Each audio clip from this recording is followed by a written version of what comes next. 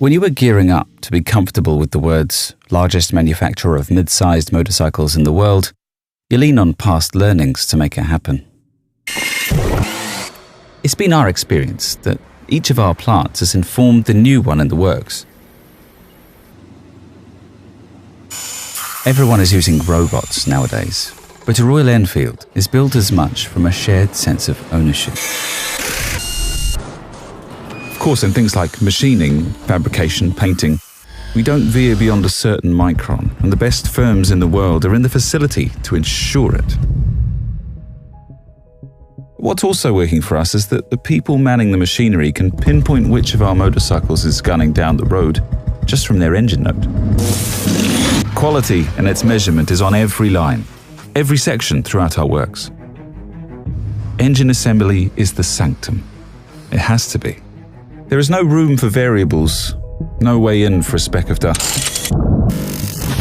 We punch well above our weight in chroming, pre-treating steel parts for chroming.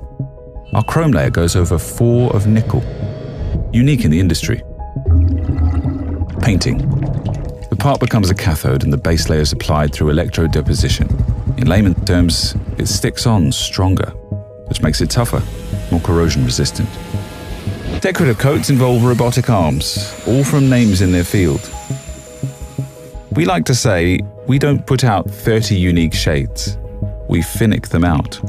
That said, the bullet, since the day it first rolled out in 1932, still has its stripes hand-painted.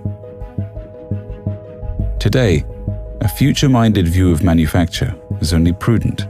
And yes, while every automated process is recorded, second to second. And every Royal Enfield put to a 70-point pre-delivery inspection. What also bears telling is that the man who listens to their output has been in his job 19 years. This operation has never been about making a motorcycle any which way. This machine comes from a culture, from knowing it, from riding it, and from all of it being deeply ingrained through 7 decades in one town.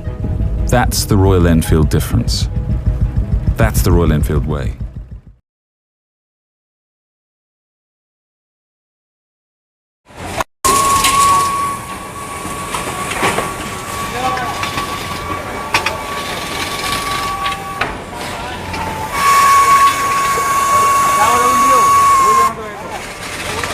Hey!